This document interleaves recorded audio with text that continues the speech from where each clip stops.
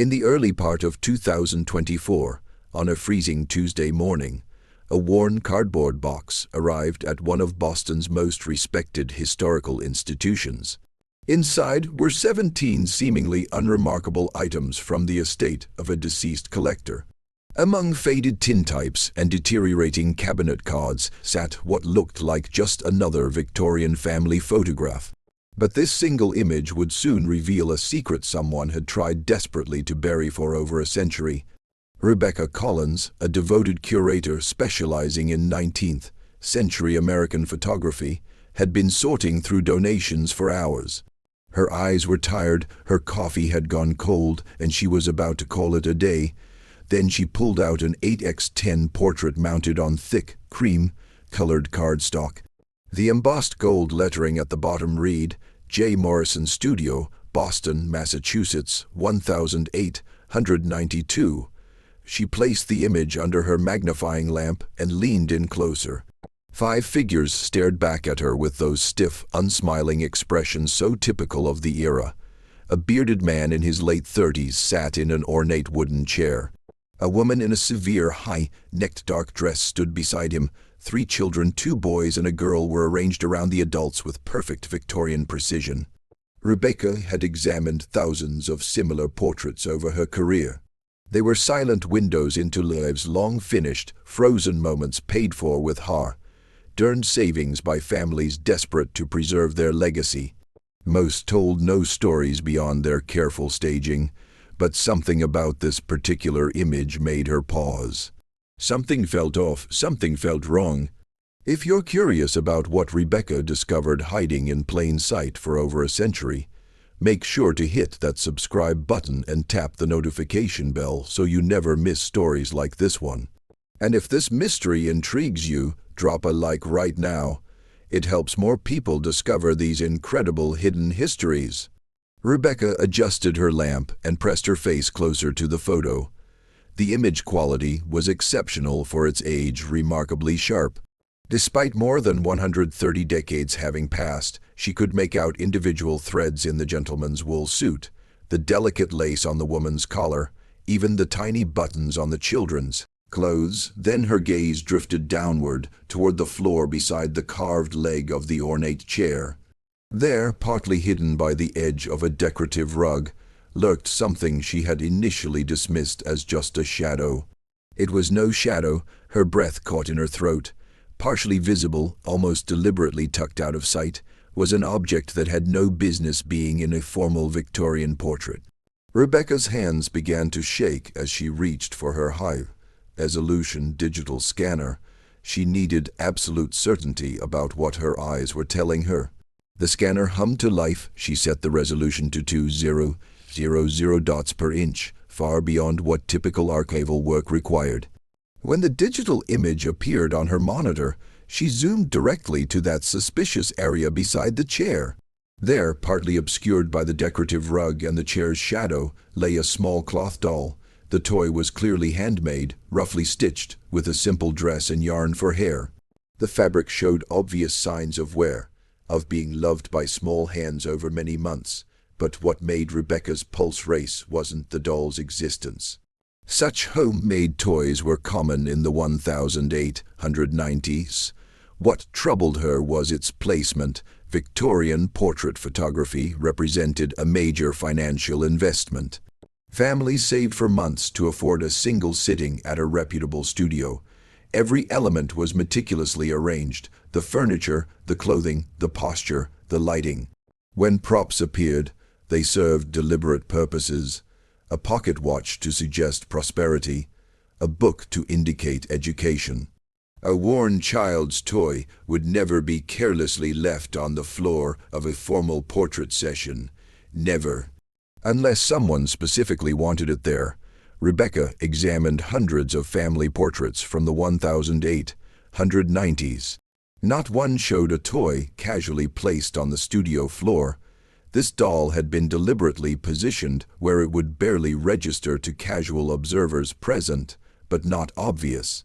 Someone had wanted this toy documented while simultaneously trying to downplay its prominence. The question burning in Rebecca's mind was simple: why?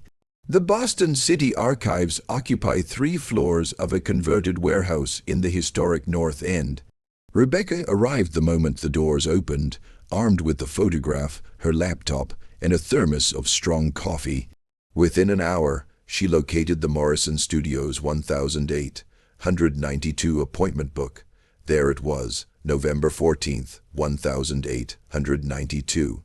Thomas and Elizabeth Harper, family portrait, 5 subjects, payment received in full. Rebecca now had names for the man and woman in the photograph. But who were the 3 children? She moved to the birth records section, pulling heavy volumes covering 1882 through 1890. After 2 exhausting hours of methodical searching, she found them. James Harper, born March 1884. Robert Harper, born June 1886. 2 sons, only 2. Rebecca sat back, her mind racing. The photograph clearly showed 3 children, 2 boys and 1 girl. But according to official birth records, Thomas and Elizabeth Harper had only 2 sons. There was no daughter, no 3rd child registered anywhere. She returned to the photograph, zooming in on the little girl's serious face. The child was undeniably there, her small hand held firmly by Elizabeth Harper. Yet, according to every official document, this girl simply did not exist. Rebecca searched death records, marriage certificates, immigration logs, and census data. She found Thomas Harper listed in the 1890 census as a supervisor at the Waltham textile mill, living at 47 Cedar Street with his wife and 2 sons. No daughter, no 3rd child, no explanation. Rebecca decided to dig deeper into Thomas Harper's employment. Factory records often contain details that census day amiss. The mill records were kept in a separate section, and she requested every box from 1888 to 1895. After an hour of searching, she found Thomas Harper's employment file. He had worked at the mill since 1881, rising from floor worker to supervisor by 1889, a significant achievement that explained how the family could afford the formal portrait.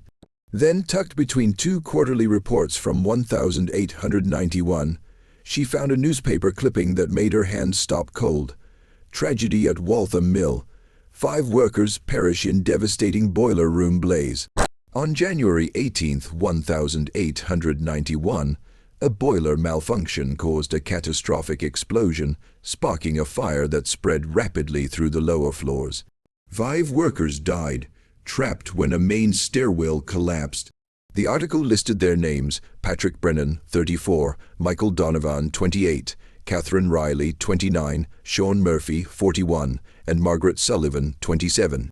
The piece described rescue efforts, praising several workers who had risked their lives.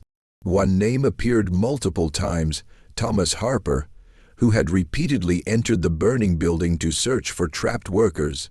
Near the end of the article, almost as an afterthought, came a brief mention: Mrs. Sullivan leaves behind a daughter, age 4, whose long-term situation remains uncertain.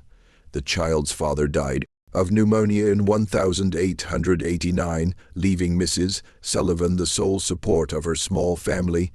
Rebecca's mind connected pieces scattered across 130 years. Margaret Sullivan, a textile worker and widow, had perished in the fire in January 1891, leaving behind a 4-year-old daughter with no known relatives. The Harper family photograph was taken in November 1892, nearly 2 years later. The little girl in the portrait appeared to be about 5 or 6 years old. The ages matched perfectly. Rebecca spent her weekend researching Margaret Sullivan. The tragedy had been covered in several Boston newspapers, offering more details. Margaret had been a widow for nearly 2 years before the fire took her life. Her husband had died of pneumonia in 1889. The couple had immigrated from Ireland and had no remaining family in America. Margaret worked the early morning shift starting at 5:00 a.m., which explained why her daughter wasn't with her during the fire. The articles mentioned that neighbors had cared for the child right afterward, but none said what happened long-term. On Monday, Rebecca traveled to the Massachusetts State Archives to search orphanage records. Boston had several institutions that cared for children in the 1890s. If Margaret Sullivan's daughter had been placed in any official orphanage, there should be a record. She worked through admission registers from January to December 1891. The names were heartbreaking. Dozens of children left by desperate parents or orphaned by disease and accident. But she found no admission matching Margaret Sullivan's daughter. Rebecca sat back, increasingly sure of what had happened. The child hadn't gone to an orphanage because someone had taken her in privately.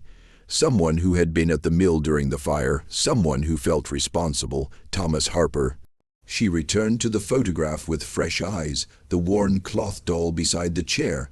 Had Margaret Sullivan made it for her daughter? Was it the only possession the child had carried from her old life into her new one? The placement made perfect sense. The Harpers had positioned it carefully visible, but not prominent. They were acknowledging the truth of the child's origins while presenting her as their daughter. Rebecca needed proof beyond circumstantial evidence. She went back to the Boston Public Library and dug through school enrollment records for the Cedar Street area. She found what she was looking for in the records of the Cedar Street Primary School. The enrollment register for 1892-1893 listed 3 children from the Harper household: James Harper, age 8, Robert Harper, age 6, and Anna Harper, age 5. Anna Harper, a name that appeared nowhere in birth records, nowhere in census data before 1892. She had simply materialized in the Harper household. Thomas and Elizabeth Harper had taken in Margaret Sullivan's orphaned daughter after the fire. They had given her their family name. They had enrolled her in school as their daughter, and they had included her in their formal portrait, with only a small cloth doll to mark her true origin. Rebecca contacted the Waltham Historical Society, hoping to find context that documents couldn't provide.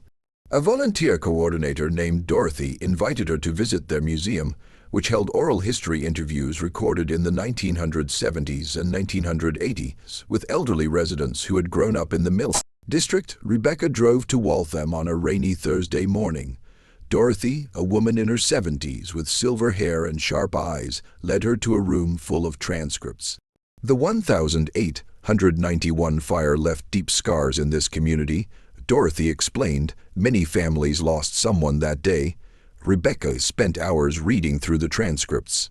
Then, in an interview from 1979 with a woman named Helen, who had been born in 1895, she found something remarkable. The Harpers lived 2 houses down from us on Cedar Street. Mr. Harper was, liked a fair supervisor. They had 3 children, 2 boys and a girl. My mother told me the girl wasn't theirs by birth, but they loved her just the same. Mother said Mrs. Harper's heart broke for the child after her real mother died in the terrible fire. They took her in when others wouldn't, raised her as their own. Nobody talked about it openly. In those days, you didn't pry into such things, but everyone knew, and everyone respected them for it. Rebecca read the passage 3 times, her eyes burning with sudden emotion. The community had known Anna wasn't the Harpers' biological daughter, but they had protected the family's privacy. Dorothy examined the photograph Rebecca had brought, focusing on the cloth doll beside the chair. That's telling, Dorothy said softly. They didn't hide where she came from. They acknowledged it in their own way. That doll was probably the only thing she had left of her mother, and they let her keep it. Armed with the name Anna and confirmation of her origins, Rebecca returned to Boston, determined to trace what had happened to the child after the photograph was taken. She started with the 1900 census. She found the Harper family still at 47 Cedar Street. Thomas, 45, mill supervisor; Elizabeth, 42, James, 16, Robert, 14, and Anna, 13, listed simply as daughter. The 1910 census showed James and Robert had left home. Anna, now 23, was still living with Thomas and Elizabeth, working as a seamstress. Then Rebecca found Anna's marriage record, Anna Harper married Joseph Mitchell on June 12, 1912 at St. Mary's Church in Waltham. The record listed her father as Thomas Harper, no mention of her birth name, no reference to Margaret Sullivan. The Harpers had given this orphan child not just a home but a complete identity. Rebecca kept searching. City directories showed Anna and Joseph living in Cambridge. Birth records revealed they had 4 children between 1913 and 1921. Anna appeared in the 1920, 1930, and 1940 census records. Marriages, addresses, occupations, children. She found Anna's death certificate in the records for 1967. She had passed at age 80 at her daughter's home in Arlington. Rebecca stared at the death certificate. Anna had lived 76 years after that photograph was taken, raised by people who had chosen to love her. She had married, raised children, lived to see grandchildren. She had died not as Margaret Sullivan's orphaned daughter, but as Anna Harper Mitchell, surrounded by family. Rebecca knew the story wasn't complete. If Anna had lived until 1967 and had 4 children, her descendants were likely still alive. They deserved to know the truth about their great-grandmother's origins. She started with Anna's obituary, which listed her surviving children, Catherine, Margaret, Thomas, and Elizabeth named. Rebecca realized with a catch in her breath, after the Harpers and Anna's birth mother, using genealogy databases and public records, Rebecca identified 6 of Anna's grandchildren still living, now in their 70s and 80s. She drafted a careful letter explaining who she was and describing the photograph she had found. 2 weeks later, she received a phone call from a woman named Patricia, Anna's granddaughter. "Your letter was quite a surprise," Patricia said. "I knew my grandmother was close to the Harper family, but I never understood the full connection. They arranged to meet." Patricia arrived carrying a worn leather portfolio. "After I got your letter, I went through boxes my mother left me," Patricia said. "I found these." She laid out 3 items: a photograph of Anna on her wedding day in 1912, a handwritten letter from Anna to her daughter from 1935, and wrapped carefully in tissue paper. A small cloth doll with yarn hair. Rebecca's breath caught. "My grandmother kept it her entire life," Patricia said softly. "When I was a child, I asked her about it. She said it was very special, that it had belonged to someone she loved very much." Rebecca showed Patricia the scanned portrait, zooming in on the doll beside the chair. Patricia leaned close, comparing the doll in the photograph to the one on the table. They were identical, the same construction, the same yarn hair, even the same small tear in the fabric. "My God," Patricia whispered. "She kept it all those years, from the photograph until the day she died." Rebecca told her everything: the fire, Margaret Sullivan, Thomas Harper's rescue efforts, the informal adoption. Patricia listened with tears streaming down her face. She was loved. Patricia said quietly, by 2 families, by her birth mother, who made this doll for her, and by the Harpers, who gave her everything else. Patricia called a family meeting, inviting all of Anna's living descendants. 17 people gathered at her home: grandchildren, great-grandchildren, and 2 great-great-grandchildren. Rebecca presented her findings, displaying the 1892 Harper family portrait on a large screen. She zoomed in on the cloth doll, then revealed the actual doll Patricia had preserved. Gasps rippled through the room. She walked them through everything: the rescue efforts, Thomas Harper's heroic role, the appearance of Anna in the Harper household, and the photograph that documented her new family. Thomas and Elizabeth Harper took her in privately, Rebecca explained. This wasn't a legal adoption; those were rare and expensive in the 1890s. They simply brought her into their home and raised her as their daughter. The community knew, but they protected family's privacy. An elderly man raised his hand. "Did she know? Did my grandmother know she was adopted?" Rebecca hesitated. "Based on the evidence, I believe she did. The fact that she kept the doll her entire life suggests she remembered her birth mother. But in the 1890s, such things weren't discussed openly. She was raised as a Harper, and that became her identity. Patricia stood and carefully held up the cloth doll. "This is what my grandmother carried from one life into another. Her birth mother made this for her. The Harpers let her keep it, and she treasured it for 76 years. The presentation ended with embraces, tears, and long conversations that stretched into the evening. Family members who had known Anna shared memories, her kindness, her strength, her quiet dignity. Rebecca returned to the Boston Historical Society with a deep sense of completion. She prepared a detailed archival report documenting everything she had discovered. With Patricia's permission, she had the cloth doll professionally photographed, creating a companion exhibit to the family portrait. The two artifacts would be displayed together, connected by the story of Anna Sullivan Harper Mitchell. The exhibit opened 3 months later, titled Beside the Chair, One Family's Act of Compassion. It featured the Harper family portrait enlarged to show every detail, with the worn cloth doll displayed in a case nearby. Patricia and several descendants attended the opening. They stood together in front of the photograph, studying the faces of Thomas, Elizabeth, James, Robert, and 5-year-old Anna. "They look so serious," one great-grandchild observed. Patricia nodded. Maybe they knew how important this moment was. This photograph was proof that she belonged, that she was part of the family, and that doll beside the chair was proof of where she came from. That her first mother loved her too. Rebecca stood nearby, thinking about all the photographs filling archives around the world. How many held stories like this one? How many documented quiet acts of heroism that left only the faintest traces? The Harper family portrait wasn't remarkable because of its composition. It was remarkable because of what it preserved, evidence of a choice. Thomas and Elizabeth Harper could have done nothing. Instead, they opened their home and hearts, accepting the challenges of raising another child as their own. And Anna, the orphaned daughter of a textile worker who perished in a fire, had lived a full life because of that choice. She had been loved twice, once by the mother who made her a doll, and again by the family who let her keep it. The worn cloth doll, barely visible beside the chair in that formal Victorian portrait, had revealed its secret after 132 years. That sometimes the smallest details hold the largest truths, and that ordinary people in extraordinary moments can change the course of history, one rescued child at a time. If this story moved you, share it with someone who needs to hear it.